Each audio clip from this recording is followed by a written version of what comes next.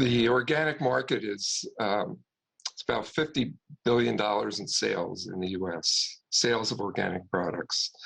And globally, it's about 128 billion.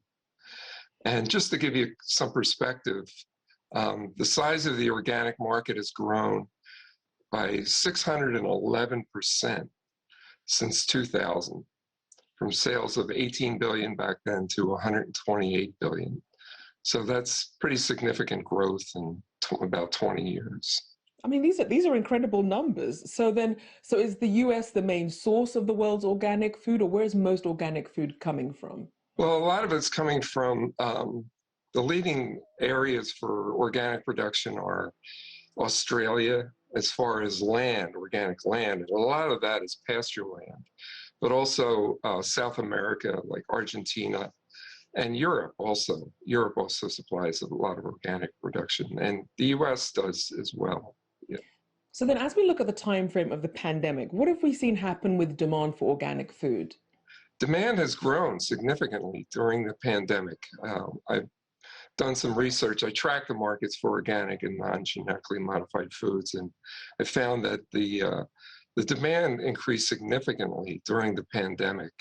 In fact, with organic produce, sales of organic produce increased by 14% in 2020 over 2019, and sales of organic milk increased by 11% in 2020. So, and also I spoke with executives at several organic food companies, and they all told me that their sales increased significantly during the pandemic. And I found that to be common not only in the US, but in other countries as well. And why do you think that is? Why do you think the pandemic has sort of triggered this additional surge? Well, there's a couple of factors. One is that most organic foods are sold in supermarkets and retail stores. They're not served in restaurants. So, and the restaurant food sales, of course, went down. So people were just buying more organic in the supermarkets and natural food stores. And the other factor, I think, is that people see organic as a healthier choice, as a more nutritious choice to help them build immunity, to help prevent viruses like COVID-19. So I think those two factors were the main reasons for the increase in organic food sales during the pandemic. So when you have this demand, obviously that would be a change for the producers as well. How are they keeping up with the demand? How is this affecting the sort of amount of land use or the amount of produce that they're having to manufacture? Well, it's interesting. Looking at the US, the demand for organic foods has always been greater than the supply. That there's not enough organic land in the US. There's just about 1% of the farmland in the US is organic. So as a result, the US organic food companies have had to import a lot of organic grains, particularly corn and soybeans, from other countries like India or even in Asia.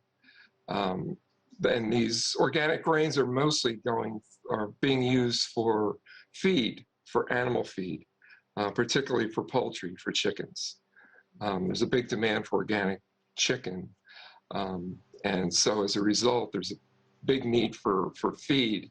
So, and a lot of organic corn and soybean meal are coming from outside of the US to meet that demand. But there's efforts in the US to increase organic production so there's domestic supplies. And obviously, apart from being able to have access to the food, you also had a lot of supply chains that were disrupted amid the pandemic. How did that affect production of getting some of this food to the table? Yeah, well, there were challenges, particularly in India. At one point there were import challenges getting things from India. But it's interesting because in speaking with some of these organic food company executives, I asked them about their supply chains, and most of them said that they were still able to get the supplies they needed. for their ingredient supplies that they need.